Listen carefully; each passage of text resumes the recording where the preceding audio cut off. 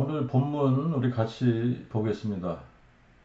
레위기 25장 23절에서 28절, 그리고 계시록 5장 1절부터 5절 두 군데 읽겠습니다.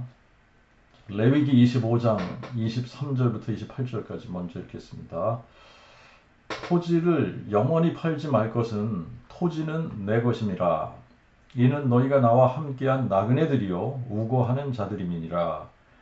너희는 또한 너희 기업의 온 땅에서 그 토지 무르기를 허락할지니 만일 너희 형제가 가난하여 그의 기업 얼마를 팔았으면 그의 근족이 와서 동족에 판 것을 물을 것이요 만일 그것을 물을 사람이 없고 자기가 부유하게 되어 물을 힘이 있거든 그 판 해를 계수하여 그 남은 값을 산자에게 주고 그의 기업으로 되돌릴 것이니라.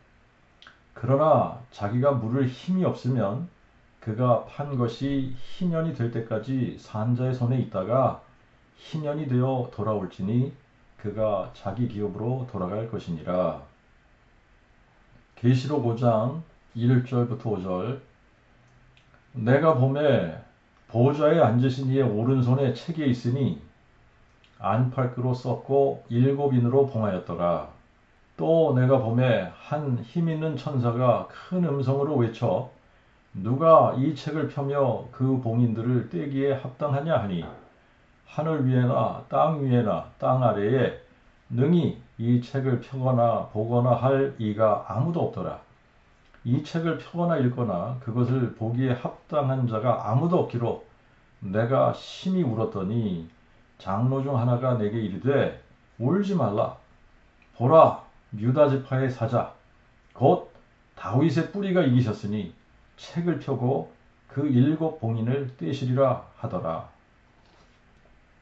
하나님께서 이스라엘 백성들에게 주신 법을 우리가 율법이라 그렇게 이야기를 하죠. 영어 성경을 보거나 원어를 보거나 그냥 법이거든요. 법을 주신 건데 우리말 성경은 이거를 율법이다 이렇게 번역을 했습니다. 율법.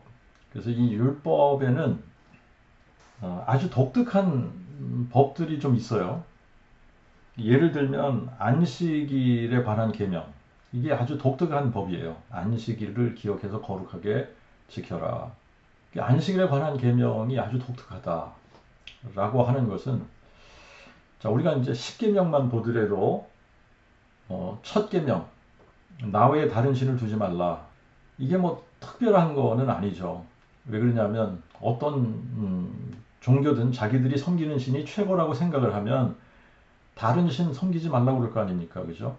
그리고 또 두 번째 계명 우상을 만들기 위해서 어떤 형상이든 만들지 말라는 거 아닙니까? 그죠? 그러니까 여호와 하나님 자체가 형상이 없는 분이기 때문에 어떤 형태든 형상을 만들지 말라. 다른 종교에서도 예를 들면 그 신 외에 다른 우상을 만들지 말라. 그런 계명을 줄 수 있습니다.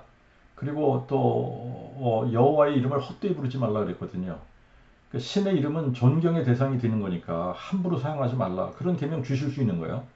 자, 이런 계명은 독특하다고 할 수 없어요. 왜냐하면 다른 종교에서도 이런 계명들을 줄 수 있는 거예요.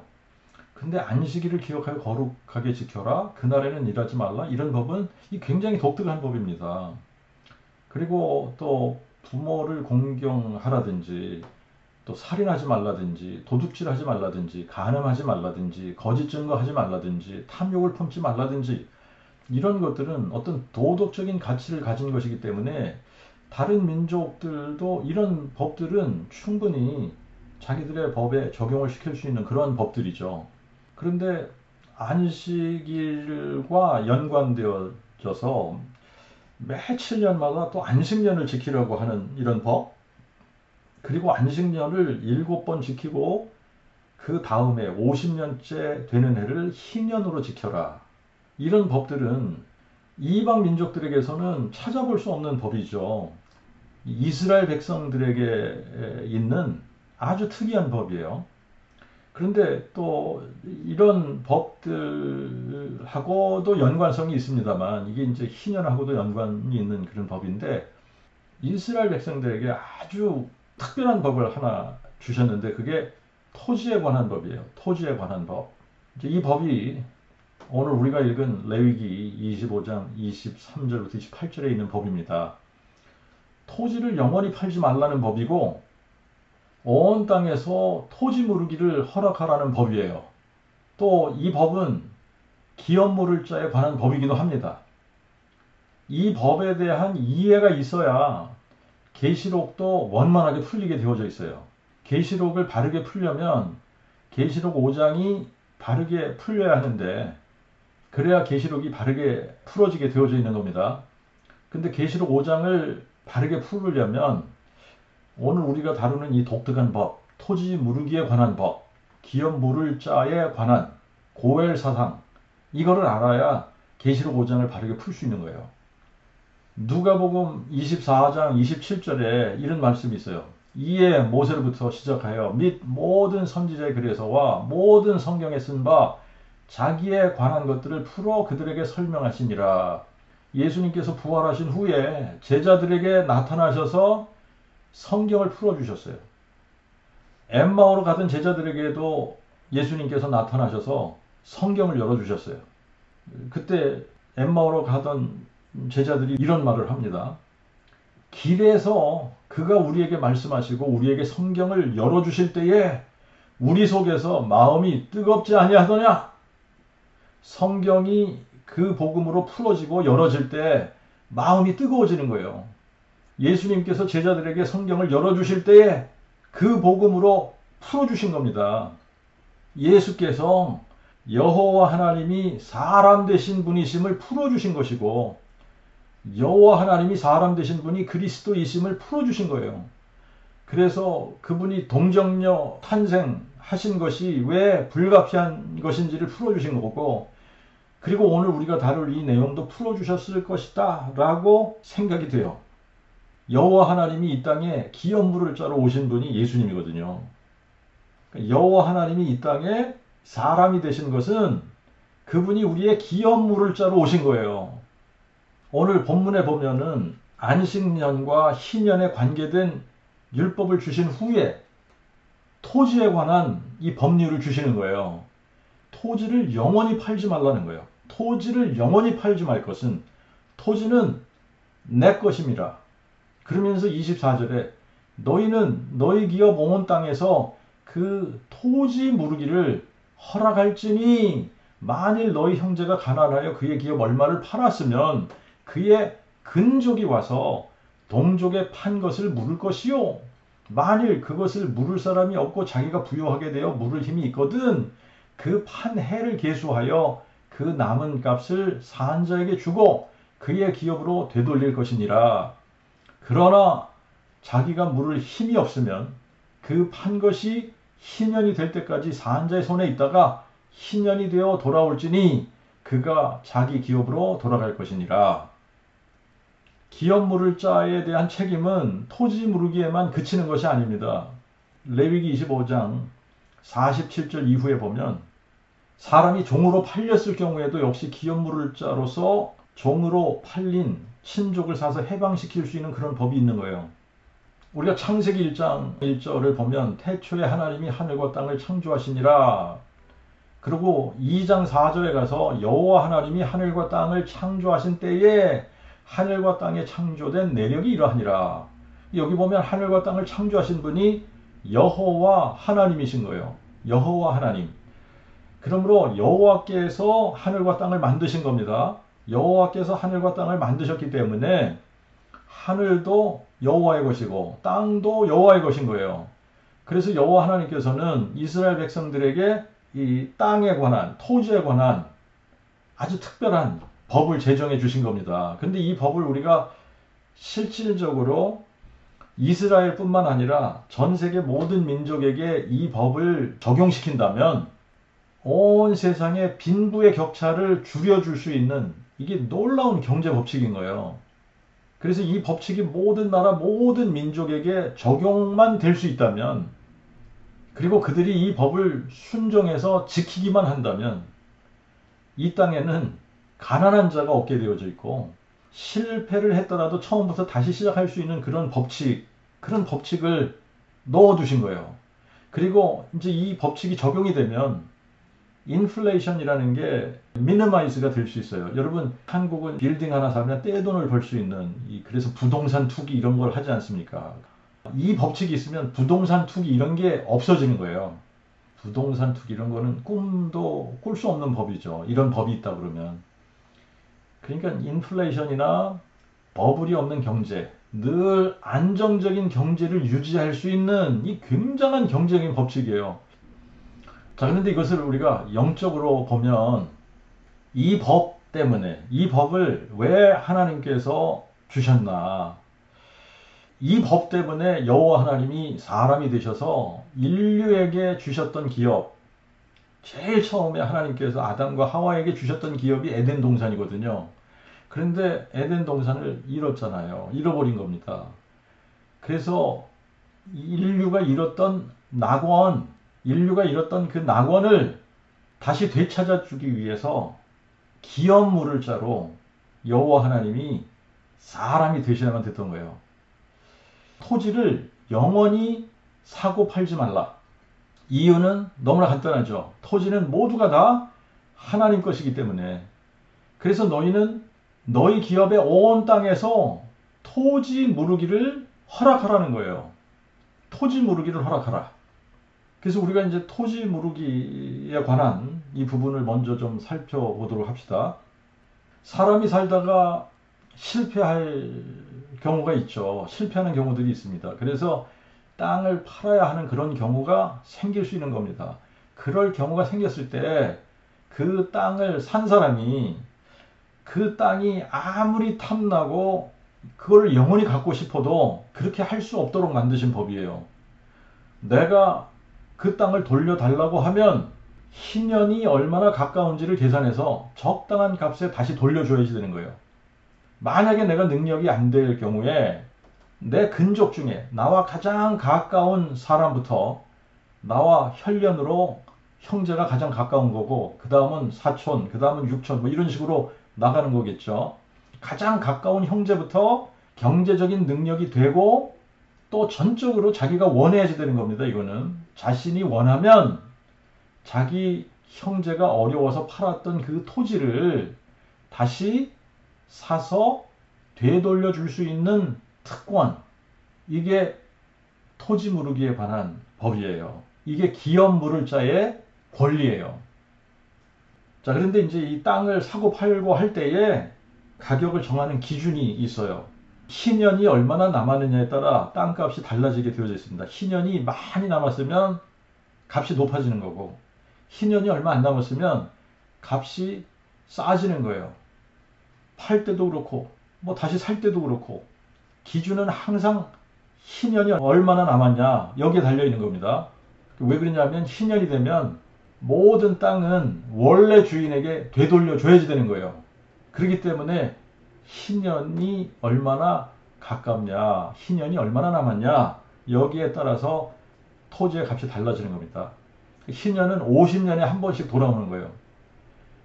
하지만 이 희년이 차기 전에 언제라도 누군가 친족 중에서 토지 무르기를 할 수 있는 권리가 있다라는 겁니다. 자, 이런 사람을 토지 무르기 할 수 있는 권리를 가진 사람을 기업 물을 자라고 부르는 거예요. 기업 물을 자. 친족으로서 기업 물을 자의 권리를 행하는 행위 이런 거를 갈이라는 동사를 씁니다. 갈. 근데 이 갈이라는 동사 여기서부터 생겨진 단어가 고엘이라고 하는 단어인데 기업 물을 자, kinsman redeemer 이런 말이에요. 근데 이 기업 물을 자에 관해서 자세하게 다룬 책이 룻기서고 룻에 대해서 한번 설교를 한 적이 있죠, 그죠? 룻기는 4장밖에 안 되는 짧은 책인데 그런데 이제 이 룻기의 내용은 대충 이런 거예요. 사사시대에 유다 베들레헴에 흉년이 들었습니다. 그 베들레헴에 어떤 사람이 있었느냐면 엘리멜렉이라는 사람이 있었는데 이 엘리멜렉이라는 이 이름의 뜻은 My God is King. 나의 하나님은 왕이시다 이 말이에요. 나의 하나님은 왕이시다. 이 사람이 흉년이 들어서 형편이 좀 어려워지니까 하나님께서 기업으로 주신 땅을 팔았어요. 그리고 자기 아내 나오미 기쁨이에요. 나옴이라는 이름의 뜻은 기쁨인데, 이제 이 기쁨을 드리고 두 아들 말론과 기럨, 이 말론은 sick 아팠나 봐요. 어렸을 때부터. 그리고 기럨은 파이닝 하다는 건데 좀 이 약했던 것 같아요. 아들들이. 그래서 이 두 아들들을 데리고 모압으로 이사를 했습니다. 근데 이사 간 지 얼마 안 돼서 엘리멜렉이 죽었어요. 엘리멜렉이 죽고 나오미와 말론과 기럨 두 아들만 모압 땅에 남았는데 이 두 아들들이 모압 여인을 아내로 취했습니다. 기럨의 아내는 오르바이고 말론의 아내는 룻이에요. 근데 모압에 간 지 한 10년쯤 돼서 두 아들이 결혼한 지 얼마 안 되는 것 같은데 자녀들을 두지 못한 상태에서 말론과 기럨 두 사람이 모압에서 죽은 거예요. 그래서 결국은 여자들만 남게 됐습니다. 나오미, 룻, 그리고 오르바. 진짜 기가 막힌 노릇이죠. 그 당시에 여자들은 경제적인 능력이 없었던 시대입니다.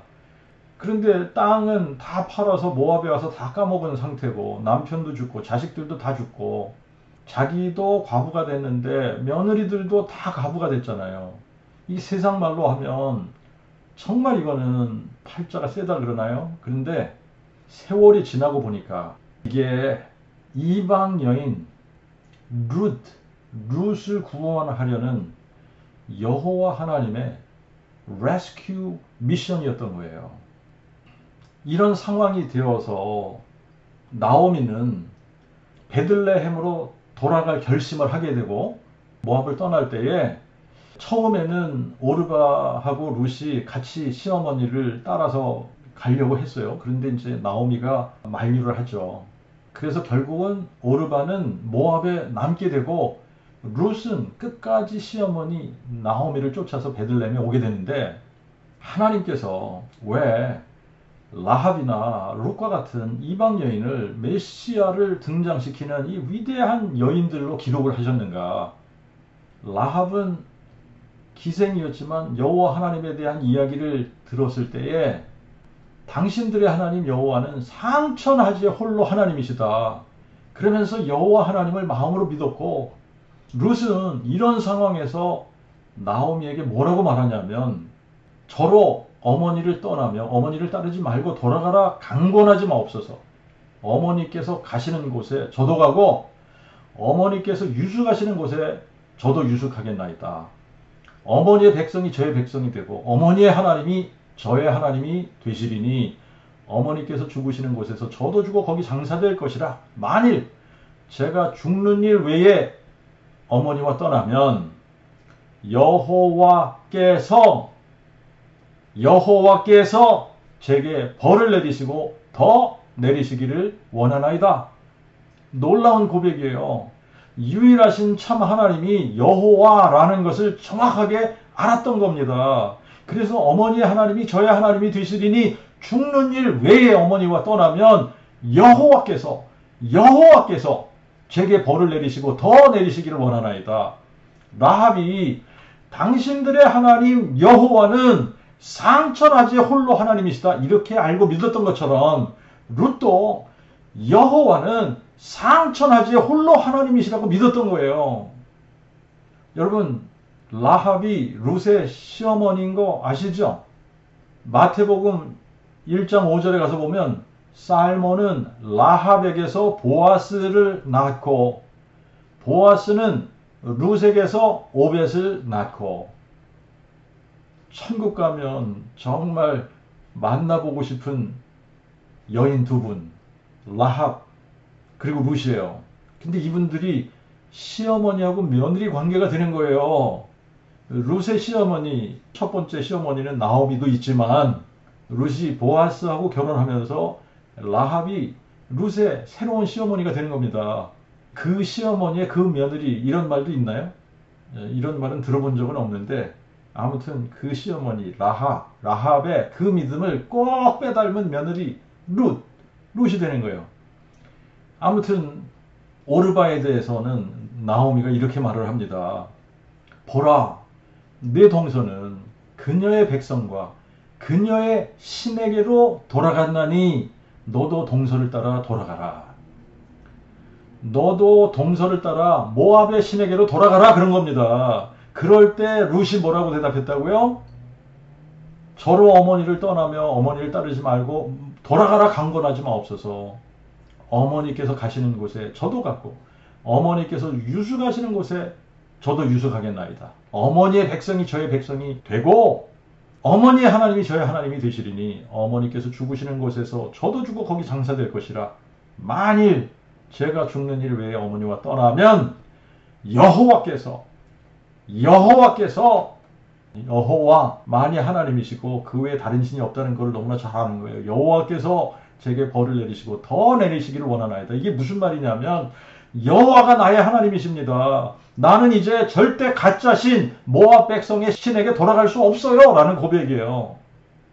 자, 이런 며느리를 데리고 나오미가 베들레헴에 돌아왔는데 당장 먹고 살 길이 막막한 거예요. 그래서 룻이 다른 사람 밭에 보리 추수하는 데 가서 추수꾼들이 추수하다 땅에 떨어뜨리거나 미처 추수 못한 그런 것들을 이삭 줍기를 하러 간 겁니다. 그런데 누구의 밭에 가서 이삭 줍기를 하냐면 보아스라는 사람의 밭에 가서 이삭 줍기를 한 거예요. 근데 보아스는 엘리멜렉의 친족이었습니다. 그러니까 엘리멜렉의 기업물을 짜 고엘 중에 한 사람이 되는 거예요. 보아스는 선하고 은혜로운 사람인데 룻이 나오미를 따라와서 열심히 시어머니를 공양하는 이런 소식을 듣고 특별하게 룻에게 은혜를 베풀고 선대하기 시작을 해요. 근데 나오미가 룻이 보아스의 밭에서 이삭 줍게 했다는 소식을 듣고서는 룻에게 이렇게 말합니다. 그 사람은 우리의 근족이니 우리의 기업 물을 자 중 하나니라. 그러면서 어떻게 해야지 될 것을 룻에게 알려주고 룻은 나오미가 시키는 대로 보아스에게 가서 기업 물을 자의 권리를 부탁을 하게 돼요. 그럴 때 보아스가 이렇게 말을 합니다. 이제 참으로 나는 기업 물을 자이나 오히려 나보다 더 가까운 친족이 있으니 아침에 그가 기업 물을 자의 책임을 내게 이행하려면 좋으니 그가 그 기업 물을 자의 책임을 행할 것이니라. 그가 기업 물을 자의 책임을 내게 이행하려면 좋으니 그가 기업 물을 자의 책임을 행할 것이나 만일 그가 기업 물을 자의 책임을 내게 이행코자 아니하면 여호와의 사심을 두고 말하노니 내가 기업 물을 자의 책임을 내게 행하리라. 자, 그래서 이제 아침이 되니까 보아스가 자기보다 엘레멜렉하고 더 가까운 친족인 그 사람을 불러서 성읍의 장로 10사람을 청하고 이렇게 얘기를 해요. 모압 지방에서 돌아온 나오미가 우리 형제 엘리멜렉의 소유질부를 파는데 내가 물으려면 물으려니와 내가 물으지 아니하려거든 내게 고하여 알게 하라. 너의 다음은 나요. 나 외에 물을 자가 없느니라. 내가 나오미 손에서 그 밭을 사는 날에 죽은 자의 아내 모압 여인 룻에게서 사서 그 죽은 자의 기업을 그 이름으로 잊게 하여 할지니라. 그 기업 물을 자가 대답하되 나는 내 기업에 손해가 있을까 하니 나 자신의 힘으로는 물으지 못하겠으니 나의 물을 권리를 내가 취하라. 나는 물으지 못하겠노라. 이렇게 돼서 보아스가 기업 물을 자의 권리를 행하게 되고 엘리멜렉의 밭을 다시 사고 모압 여인 룻을 아내로 맞아서 오벳을 낳고 그래서 다윗의 조상이 되는 이제 그런 이야기가 룻기서입니다. 근데 예레미야서 32장을 가서 보면 예레미야가 기업 물을 자로서 숙부의 아들 하나멜의 아나돗에 있는 밭을 토지 무르기 하는 실제 예가 나와요. 토지를 매매할 때 어떤 식으로 하는지, 토지를 매매할 때 두 개의 토지 매매 문서를 만들어요. 그래서 하나는 인을 봉하는 거고 다른 하나는 인을 봉하지 않습니다. 인봉하지 않는 증서는 회람용이에요. 그리고 문서 하나는 인을 봉해요. 근데 이렇게 하는 이유는 변조를 방지하기 위해서 이렇게 하는 겁니다. 가난한 친족의 땅을 사주기를 원하면 우선 가서 인봉하지 않는 매매 증서, 이게 회람용의 매매 증서, 이거를 보고 그 계약 조건을 자기 자신이 이행할 수 있는지 없는지를 보는 거예요. 그래서 할 수 있으면 그 값을 지불한 후에 인봉한 매매 증서를 가져다가 인을 떼고 인봉한 증서와 인봉하지 않은 증서를 가져다가 증인들 앞에서 이제 인을 떼고 비교를 해서 두 문서가 일치하게 되면 그러면 모든 매매가 완전히 끝나고 땅을 돌려받는 겁니다. 그런데 기업 물을 자의 조건이 세 가지가 있어요. 첫 번째 조건이 가장 가까운 친족부터 그 권리를 행할 수가 있어요. 그러니까 친족이라야지 되는 겁니다. 자, 이렇게 친족이라고 할지라도 두 번째 조건은 물을 수 있는 능력이 있어야지 돼요. 물을 수 있는 능력이 돼야지 돼요. 그리고 세 번째는 자원해서 하는 겁니다. 이거는 억지로 하는 게 아니라 자기가 원해서 하는 거예요. 친족이고 능력이 있어도 자기가 원하지 않으면 안 해도 되는 거예요. 자, 이렇게 기업 물을 자에 대한 조건을 세워두셨습니다. 자, 이렇게 해놓으시고 왜 여호와 하나님이 친히 인간이 되셔서 이 땅에 오셨어야 했는가에 대한 문제를 이 기업 물을 자의 개념을 가지고 한번 생각을 해봐야지 되는 거예요. 인류가 죄를 범하면서 잃어버린 것이 있는데 제일 먼저 잃어버린 것이 하나님의 형상을 잃어버린 겁니다. 하나님의 형상을 잃어버리니까 자동적으로 하나님과의 관계가 끊어지고 영원한 생명을 잃게 되고 죽음이 이 세상에 들어온 겁니다. 그리고 나서 또 한 가지 잃어버린 것이 있는데 에덴 동산을 잃어버린 거예요. 에덴 동산에서 쫓겨났잖아요. 그렇죠? 그러니까 에덴 동산을 잃어버린 거예요. 근데 에덴 동산은 이게 낙원이란 말입니다. 이게 파라다이스예요. 낙원이에요. 근데 낙원을 잃어버린 거예요. 하나님께서 인류에게 지상 낙원을 기업으로 주신 거예요. 그런데 이 지상 낙원을 잃어버린 겁니다. 이 지상 낙원에서 아담과 하와를 이 에덴 동산에 있는 모든 것을 다스리는 왕 같은 직분, 왕 같은 이것을 다 다스리고 관리하는 왕 같은 존재로 그렇게 만든 겁니다. 그런데 에덴 동산에서 쫓겨나면서 왕 같은 직분도 잃게 되고 오히려 마귀의 종로로 사는 사람들이 되어버린 거예요.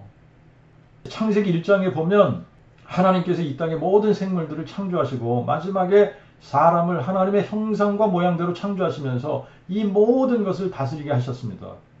그러므로 땅의 원주인은 하나님이시지만 에덴 동산은 하나님께서 아담과 하와에게 기업으로 주신 거예요. 기업으로 주신 거예요. 그리고 사람을 이 세상의 임금으로 그렇게 만드신 겁니다. 임금으로. 임금의 지위를 주신 거예요. 그런데 죄를 지으면서 그 주권을 마귀에게 넘겨준 겁니다. 그래서 그 다음부터는 누가 이 세상의 주관자, 이 세상의 임금이 된 거냐? 마귀가 이 세상의 임금이 되어버린 거예요. 누가복음 4장에 가서 보면 예수님께서 40일 금식하시고 마귀에게 시험 받으시는 이야기가 나오는데 마귀가 예수님을 이끌고 높은 산으로 올라가서 순식간에 세상의 모든 나라를 보이고 이렇게 말을 해요. 이 모든 권세와 그 영광을 내게 주리라. 이것은 내게 넘겨준 것이므로 내가 나의 원하는 자에게 주노라. 그러므로 내가 만일 내게 절하면 다 네 것이 되리라. 자, 이 모든 권세와 영광을 언제 마귀에게 넘겨준 거냐? 에덴 동산에서 아담과 하와가 범죄할 때 넘겨준 거예요. 그래서 요한복음 12장 31절에 보면 이제 이 세상의 심판이 이르렀으니 이 세상 주관자가 전성경에는 이 세상 주관자 이렇게 번역을 했는데 다른 성경에 보면 이 세상 임금이 쫓겨나리라. 주관자, 임금이에요. 룰러. 자, 요한복음 14장 30절에 아직은 내가 너희와 말을 많이 하지 아니하리니 이는 이 세상 주관자가 오겠습니다. 이 세상 주관자가 누굽니까? 이 세상 주관자. 마귀를 얘기하는 거예요. 임금. 요한복음 16장 11절에도 심판에 대하여라 함은 이 세상 주관자가 심판을 받았음이니라. 자, 그러니까 예수님도 이 세상 주관자, 이 세상의 임금이 마귀라는 것을 인정을 하신 거예요. 근데 문제는 인류가 잃어버린 낙원을 도로 되찾을 수 있는 능력이 없다는 겁니다. 인류에게 자기들이 잃어버린 낙원을 도로 찾을 수 있는 능력이 없다. 이게 문제가 되는 거예요. 그래서 여호와께서 만드신 법이 토지 무르기 법이라는 거예요. 토지 무르기를 할지니 그리고 잃어버린 낙원을 도로 찾기 위해서 기업 물을 자가 필요한데 기업 물을 자의 조건이 세 가지 있다고 그랬지 않습니까? 친족이 돼야지 되고, 능력이 돼야지 되고, 자원해서 해야지 된다. 자, 이런 조건을 세워놓으신 겁니다. 자, 그런데 우리가 레위기 25장 25절부터 이렇게 쭉 살펴보고, 그리고 47절 그 이하를 보면은 기업 물을 자의 권리는 땅에만 국한되는 것이 아니라 근족이 종으로 팔렸을 경우에 돈을 지불하고 해방시켜주는 이런 책임과 권리도 있는 거예요. 자, 그런데 이제 기업 물을 자 첫 번째 조건입니다. 혈통을 나눈 친족이래야지 돼요. 혈통을 나눈 친족. 기업 물을 자가 되려면 친족 이래야지 되고 능력이 있어야지 되고 자원을 해야지 되는데 인류 가운데 아무도 능력 있는 사람이 없어요. 능력이 안 돼요. 내가 만약에 능력이 되면 내가 기업 물을 자가 됐으면 좋겠어. 뭐 이럴 사람이 있을 수도 있겠지만 능력이 안 되는 거예요. 능력이 되는 사람이 아무도 없어요. 오직 능력 있는 분은 하나님이신데 하나님은 신성만 있으시니까 인류와 혈육을 나눈 관계가 아닌 게 이게 문제인 거예요. 그분은 창조주시고 우리는 피조물이고 그분은 신성을 가지셨고 우리는 인성을 가졌고 그래서 혈육 관계가 없고 친족이 될 수 없는 게 문제입니다. 근데 그 낙원을 도로 찾으려면 아담의 근족 그러니까 사람이 되어야지 되는 거예요. 사람이 되어야지 되는데 그래서 여호와 하나님께서 택하신 방법이 뭐예요? 친히 우리와 혈육관계로 오시는 겁니다. 그래서 히브리서 2장 14절에 뭐라 그랬죠? 자녀들은 혈과 육에 참여하는 거로 저도 또한 같은 모양으로 혈과 육에 참여하시면 자신의 죽음을 통하여 사망의 권세 잡은 자 마귀를 멸하시며 또 죽음을 무서워하여 평생 동안 매여 종노릇하는 모든 자들을 놓아주려 하심이니라. 인간의 몸으로 우리와 피를 나눈 친족, 고엘, 기업 물을 자가 되기 위해 2000년 전 다윗의 아들 나단을 통해 다윗의 혈통인 동정녀 마리아의 몸에 잉태되어져서 한 아기로 한 아들로 세상에 오신 분이 예수 그리스도이시고 예수 그리스도는 여호와 하나님이 사람 되신 분인 거예요. 이사야 7장 14절에도 처녀가 잉태하여 아들을 낳을 것이요 그의 이름을 임마누엘이라 하리라.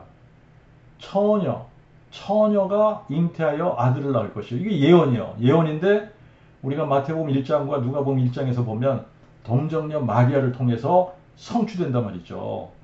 그리고 미가서 5장 2절에 보면 베들레헴에서 나실 것을 예언하셨는데 이게 정확하게 누가복음 2장에 가서 보면 아구스도가 로마의 황제로 있을 때 호적하라는 영을 내려서 나사렛 동네에 살던 요셉이 호적을 하러 베들레헴에 갔다가 마리아가 해산을 하게 된단 말이죠. 그래서 구유에서 동정녀 탄생을 하신 분이 예수 그리스도인데 자 이거를 이사야 9장 6절에 보면 한 아기가 우리에게 낳고 한 아들을 우리에게 주신 바 되었는데 요게 이제 갈라디아서 4장 4절에 때가 참에 하나님이 그 아들을 보내서 여자에게 나게 하시고 근데 이게 여자에게 나게 하신 한 아들이 누구냐? 기묘자 모사, 전능하신 하나님, 영존하신 아버지, 평강의 왕이라는 거예요. 그러니까 전능하신 하나님, 영존하신 아버지가 몇 분이고 그분이 누구시냐? 전능하신 하나님, 영존하신 아버지는 한 분이시고 그분은 여호와시다. 여호와만이 하나님이시고 여호와 외에는 신이 없다. 그리고 여호와와 함께하는 신도 없다. 여호와만이 상천하지의 홀로 하나님이시다. 이게 성경에서 우리에게 증거하고 계시해 주시고 가르치는 하나님에 대한 계신 거예요.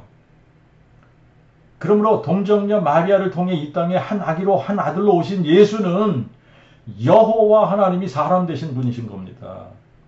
자, 이렇게 여호와 하나님이 우리의 친족이 되기 위해 다윗의 혈통의 한 처녀를 통해 사람으로 오신 거예요. 사람으로 오셔서 사망을 삼키고 승리하셔서 인류가 잃었던 영원한 생명과 인류가 잃었던 낙원을 다시 찾아주기 위해서 사람 되어 오신 겁니다. 고린도전서 15장 21절을 보면 사망이 사람으로 말미암았으니 죽은 자의 부활도 사람으로 말미암는도다. 사망이 사람으로 말미암았어요. 죽은 자의 부활도 사람으로 말미암는 거예요. 그래서 첫사람 아담이 죄를 범해서 사망과 저주가 임하게 되었으므로 이 사망과 저주를 풀어야 하는 것도 사람으로 되어야지 하는데, 그 사망과 저주를 풀 수 있는 흠 없는 사람, 죄 없는 사람이 이 세상에는 아무도 없는 거예요. 그래서 하나님이 사람 되신 겁니다. 하나님이 친히 사람이 되신 거예요. 여호와 하나님이 친히 사람이 되신 거예요. 그분이 그리스도이신 예수이신 겁니다. 그리스도라는 말이 하나님이 사람 되신 분, 다윗의 뿌리가 다윗의 자손 되신 분, 하나님의 그 아들이라는 표현도 마찬가지예요. 하나님의 그 아들이라는 표현도 하나님께서 태초부터 아들을 낳으셔서 아들이 있는 게 아닙니다. 하나님의 그 아들이라는 표현은 하나님께서 동정녀의 몸을 통해 성육신 하시면서 하나님이 사람 되신 분, 하나님이 사람 되신 분을 하나님의 그 아들이라고 표현하는 거예요. 그래서 요한복음 1장 14절에 보면 말씀이 육신이 되어 우리 가운데 거하심에 그랬는데, 이 말씀이 육신이 되어 우리 가운데 거하심에 이 부분을 1장 1절하고 이제 연결을 시켜야 되는 거예요. 근데 1장 1절에 보면 말씀이 곧 하나님이시니라 그랬거든요. 말씀이 곧 하나님이시다. 말씀이 곧 하나님이신데 하나님은 한 분 여호와시니까 말씀이 곧 여호와신 겁니다. 그러므로 여호와께서 육신이 되어 우리 가운데 거하신 것이에요. 자, 말씀이 육신이 되어 우리 가운데 거하신 것은 여호와께서 육신이 되어 우리 가운데 거하신 거고, 여호와께서 육신이 되신 분이 아버지의 독생자인 거예요. 아버지의 독생자. 그분이 바로 예수 그리스도신 겁니다. 예수님은 동정녀 탄생을 통해 창조주이신 여호와 하나님이 사람 되신 분이다. 혈통으로는 아브라함과 다윗의 혈통으로 오셔서 아담의 근족이 되신 거예요. 근데 욥은 욥기 19장 25절에 이런 말을 했어요. 내가 알기에는 나의 대속주가, 여기서 나의 대속주가 가알입니다. 나의 대속주가 살아계시니 후일에 그가 땅 위에 서실 것이라. 자, 나의 대속주가 살아계시는데 후일에 그가 땅 위에 서실 것이래요.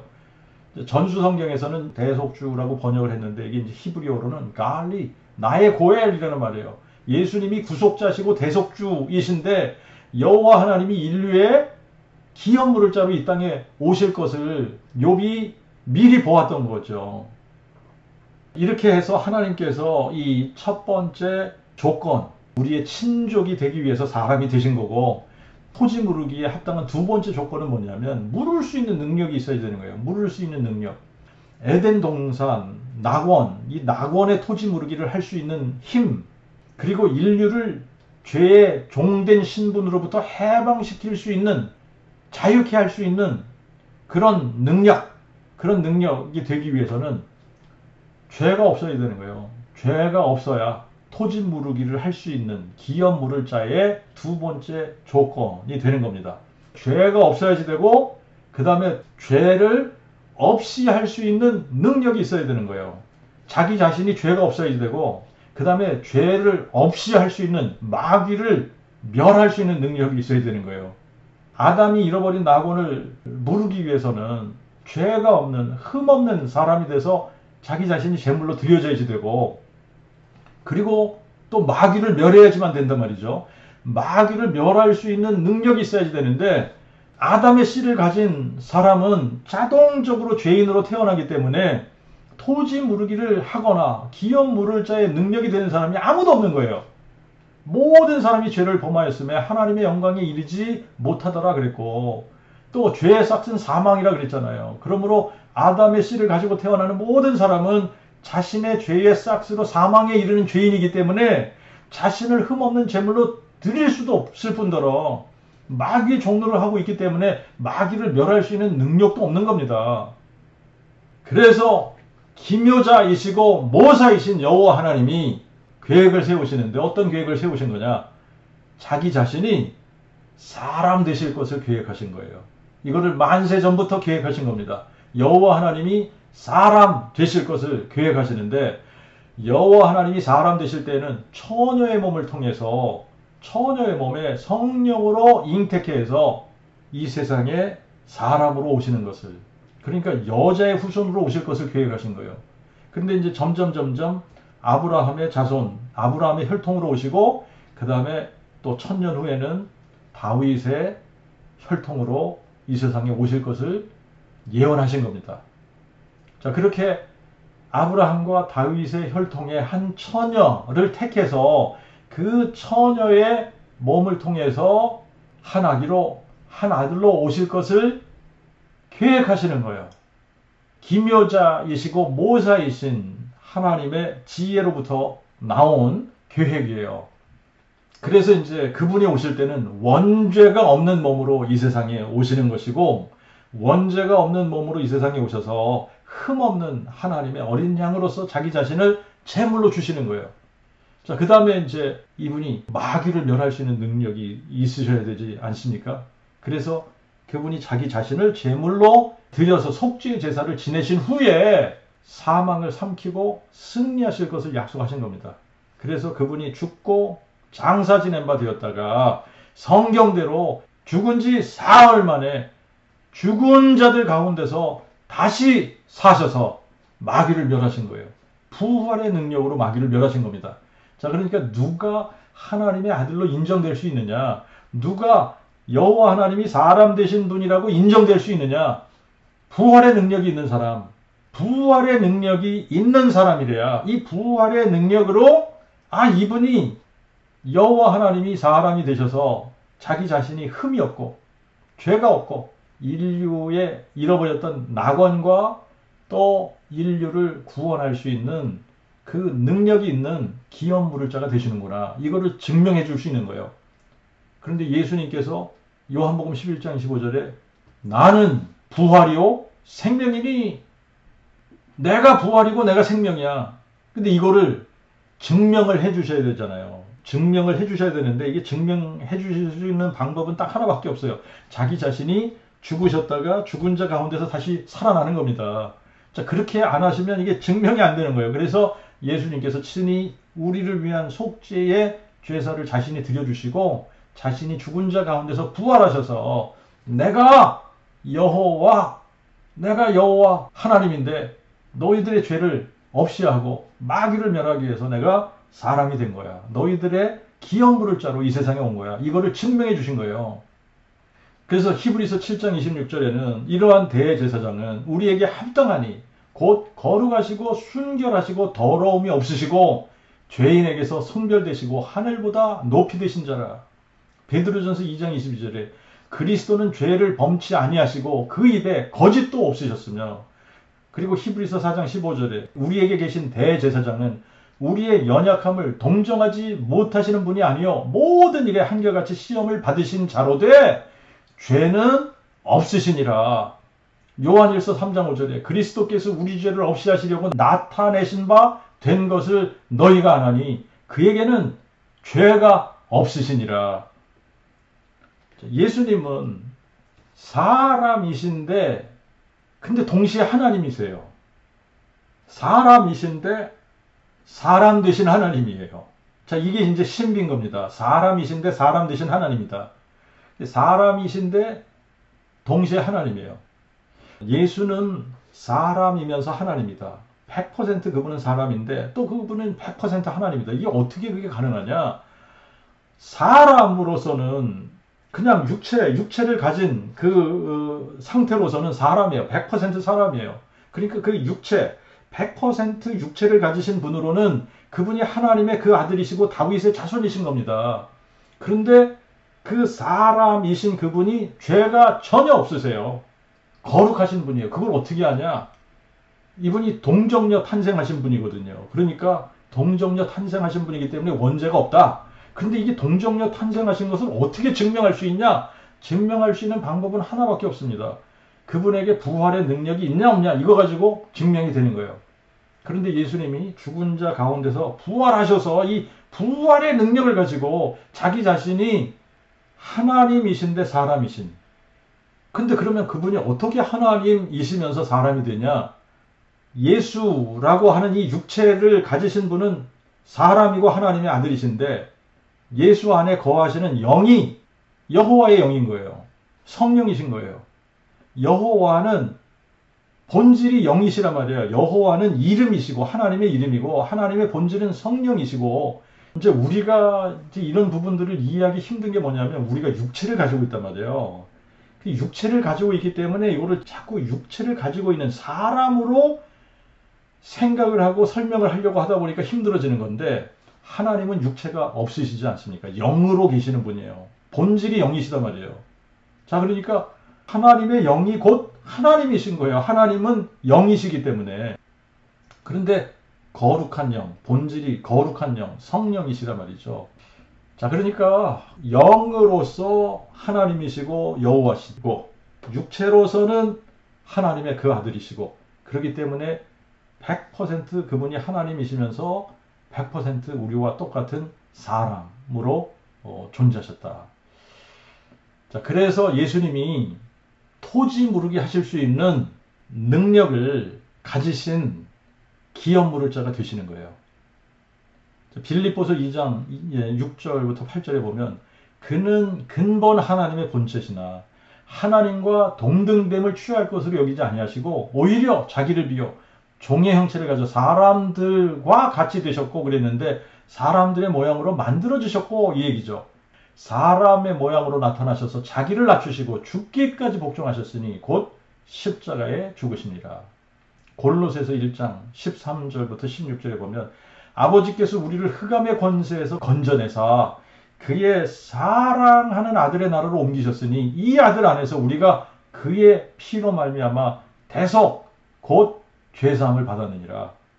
자, 그리고 2장 14절부터 15절에 보면 우리를 거스리고 우리를 대적하는 법문의 증서를 그의 십자가에 못 박아 도말하고 제하여 버리사 정사와 권세를 벗겨버려 밝히 드러내시고 그 안에서 승리하셨느니라. 아담의 범죄로 넘어간 땅 에덴 동산이에요. 여호와 하나님께서 친히 사람 되시면서 죄 없는 사람이 되셨어요. 흠 없는 제물로서 자기 자신을 주신 거예요. 그래서 자신의 피로 값을 지불하신 겁니다. 자신의 피로 값을 지불하셨다라는 것을 마귀에게 지불했다 이렇게 생각하면 안 되고요. 속죄 제사를 마귀에게 드리는 게 아니라 여호와 하나님께 드리는 거예요. 여호와 하나님께.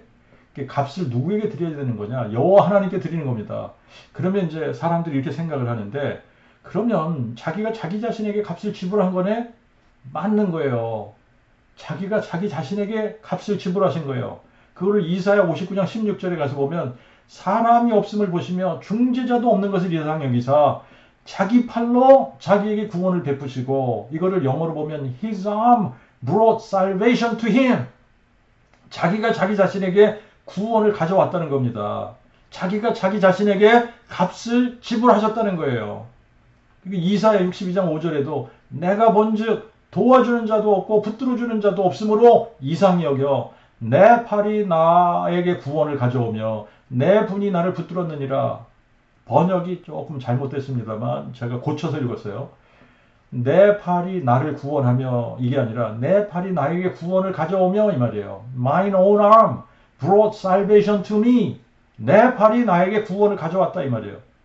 값을 지불할 사람이 없기 때문에 자신이 친히 사람이 되시고 우리의 기업물을 자가 되셔서 세상 죄를 없이 하는 흠없는 하나님의 어린 양이 되신 것이고 그리고 여호와 이레 여호와께서 친히 준비하시는 어린 양으로서 여호와께서 친히 이 산에서 모리아 산에서 보이셔서 우리 대신 값을 지불하시되 자기가 자기 자신에게 지불하신 거예요.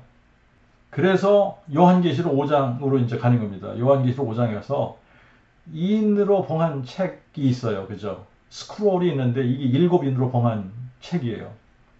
안팎으로 쓰여졌고 7인으로 봉해졌더라.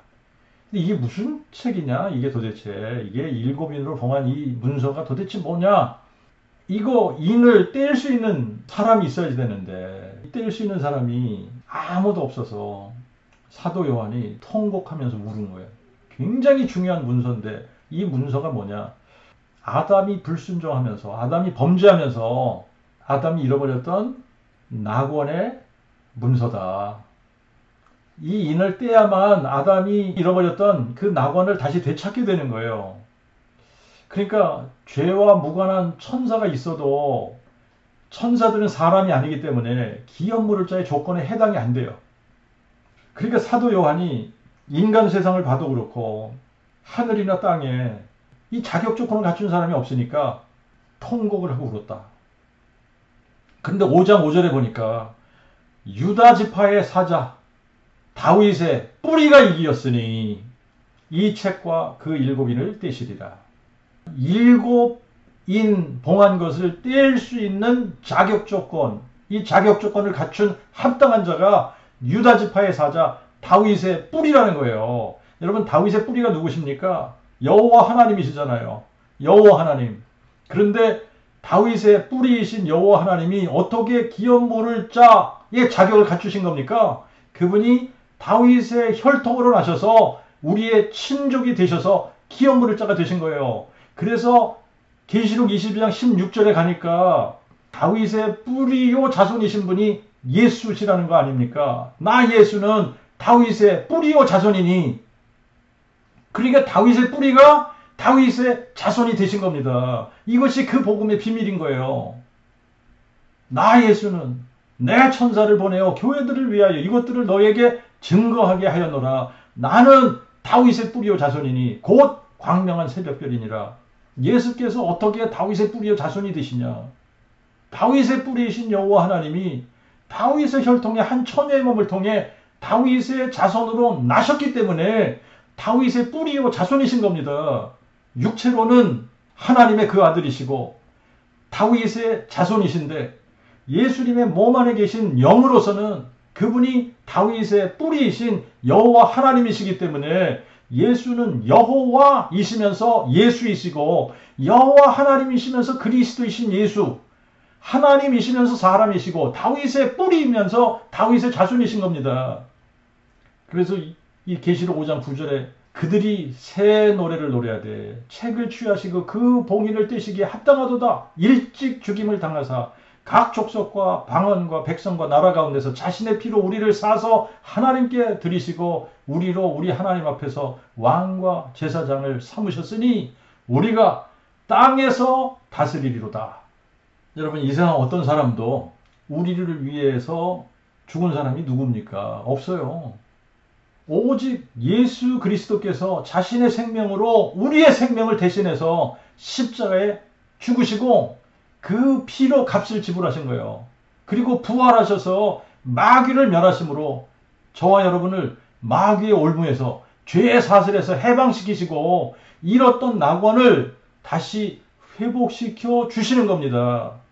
그러므로 예수 그리스도 외에는 천하 인간에게 구원을 받을 만한 다른 이름이 없는 거예요. 그리고 이제 세 번째 조건, 기업 물을 자의 세 번째 조건은 자기가 원해서 하는 겁니다. 원해서 하는 거예요. 친족이고 물을 능력이 있어도 원하지 않으면 안 해도 되는 거예요. 그래서 룻기서에 보면 엘리멜렉의 기업 물을 자가 보아스보다 더 가까운 친족이 있다 그러지 않습니까? 근데 그 더 가까운 친족은 보아스가 이렇게 얘기하잖아요. 나는 내 기업을 물을 자이나 물을 자가 나보다 더 가까운 친족이 있으니, 더 가까운 친족이 있다는 거예요. 이 밤에 여기서 머무르라. 아침에 그가 기업 물을 자의 책임을 내게 이행하려 하면 좋으니 그가 그 기업 물을 자의 책임을 행할 것이나 만일 그가 기업 물을 자의 책임을 내게 이행코자 아니하면 여호와의 사심으로 맹세하노니 내가 기업 물을 자의 책임을 내게 행하리라. 보아스보다 더 가까운 친족, 그 사람이 처음에는 내가 물으리라 그랬어요. 처음에는 그 사람 생각에 엘리멜렉은 죽었고 엘리멜렉의 아들 둘 다 죽었단 말이에요. 말론과 길련도 죽었고, 그러니까 나오미만 죽으면 엘리멜렉의 모든 소유가 자기 것이 될 것이라고 생각을 했던 거예요. 자, 그런데 이방 여인 룻을 책임져야 돼. 그러니까 자식을 낳는다고 해도 말론의 가문에 올려야지 되고, 이제 이런 문제를 생각을 하니까 야, 이게 나한테 손해가 갈 것 같아. 그러니까 하나님께서 자기에게 주신 기업 물을 자의 특권이거든요. 이게 손해와 이득이라는, 이게 이제 소인배들의 생각이죠. 이런 거에 집착을 하다 보니까 결국은 자기에게 주어진 축복의 기회를 보아스에게 넘긴 겁니다. 나는 내 기업에 손해가 있을 것 같아. 그래서 나를 위하여 물으지 못하니 나의 물을 권리를 네가 취하라. 나는 물으지 못하겠노라. 그래서 그 권리가 보아스에게 넘어간 거예요. 예수님은 이 땅에 토지 무르기를 하러 오신 우리의 기업 물을 자이신 거예요. 우리를 사랑하시기 때문에, 그분이 우리의 영존하신 아버지이시기 때문에, 영존하신 아버지의 사랑, 영존하신 아버지의 사랑 때문에 그분이 스스로 원하신 거예요. 그래서 요한복음 10장 15절 18절 거기를 보면 나는 양을 위하여 내 목숨을 버리노라 그러셨어요. 나는 내 양을 위하여 내 목숨을 버린다. 누가 생명을 내게서 빼앗는 것이 아니라 내가 그것을 스스로 내어놓나니, 스스로 내어놓으신다는 거예요. 빌립보서 2장 7절에는 자기를 비워 종의 형체를 가져 사람들과 같이 되셨는데 사람의 모양으로 나타나셔서 자기를 낮추시고 죽기까지 복종하셨으니 곧 십자가에 죽으심이라. 인류의 잃어버린 기업이 무엇입니까? 에덴 동산이에요. 낙원이에요. 낙원을 잃어버린 거예요. 이 기업을 다시 무르기 위해 죄가 전혀 없는, 흠없는 온전한 핏값을 들여야만 했기 때문에 하나님께서 인간이 되신 거예요. 인간이 되셔서 흠없는, 죄 없는 사람으로 완전한 인성과 완전한 신성을 동시에 가지시고 우리를 위해 자기의 사람으로서의 목숨을 버리셔야 했던 겁니다. 자, 인류의 잃어버린 낙원, 이거를 하나님께서 문자적으로 회복해 주시는 때가 이르게 되는데, 그 때를 우리는 메시아 왕국 혹은 천년 왕국이라고 말을 하는 겁니다. 천년 왕국 때가 되면 마귀가 무저갱에 들어가 있게 돼요. 그래서 이제 어떤 세상이 도래하게 되냐면 이사야 11장과 65장에서 예언한 그런 세상이 도래하는 거예요.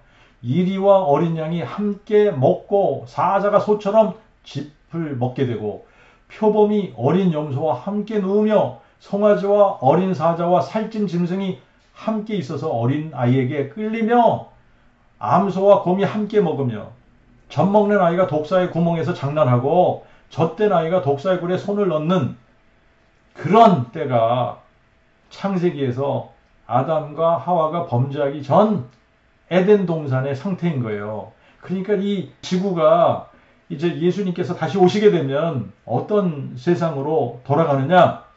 아담과 하와가 범죄하기 전 에덴 동산의 상태, 낙원의 상태로 다시 회복을 하시는 거예요. 자, 이게 언제 이루어지느냐? 계시록 5장에서 보좌에 앉으신 이 오른손에 7인으로 봉한 이 두루마리 7인이 다 떼어지고 나면, 자, 계시록은 어떤 식으로 전개가 되냐면 이 7인을 다 떼고 나면 7번째 인이 7나팔이 됩니다. 7나팔이 돼요. 그래서 이제 7나팔을 다 불게 되면 7번째 나팔이 7대접으로 변합니다. 그래서 7대접이 다 맞춰져야만 7인 뗀 게 완성이 되는 거예요. 자, 그러니까 7번째 인 안에는 뭐가 포함이 되어 있는 거냐? 7나팔이 포함되어져 있고 7대접이 포함되어져 있는 거예요. 왜 그러냐면 7번째 나팔이 7대접이 되는 거기 때문에. 자, 그래서 7번째 인 안에는 7나팔과 7대접이 다 포함이 되어져 있는 거다. 그래서 7번째 인이 이제 마무리가 되면 이게 떼어져서 7번째 대접을 쏟아붓고 나면 잃어버렸던 낙원이 회복하게 되는 거예요. 예수님께서 다시 이 세상에 오시고 이 세상은 마귀가 없는 세상이 되는 거죠. 마귀는 무정에 갇혀 있게 되고 여호와 하나님이 친히 사람이 되셔서 우리의 친족이 되시고 우리의 기업 물을 자가 되셔서 친히 자신의 보혈로 완전한 속죄 제사를 드려주시고 죽은 자 가운데서 부활하셔서 마귀를 멸하시고 산자와 죽은 자의 주가 되셔서 이방인의 충만한 수가 채워지기까지 기다리신 후에 이방인의 충만한 수가 채워지고 나면 7인을 다 떼시는 거예요. 7인을 다 떼시고 잃었던 낙원을 다시 찾아주시는 때가 오는 겁니다. 그래서 이 부활의 능력을 보고 예수께서 죽은 자 가운데서 다시 사신 것을 마음에 믿는 모든 사람들을 구원하셔서 장차 우리 주님께서 기업 물을 자로 인봉한 문서 7인으로 봉인한 이 문서의 모든 일을 떼시고 잃었던 낙원을 회복하러 다시 오실 때에 우리도 주님과 같은 영광스러운 부활의 몸을 입고 영광스러운 주님과 함께 이 땅에서 왕 노릇하게 될 것입니다.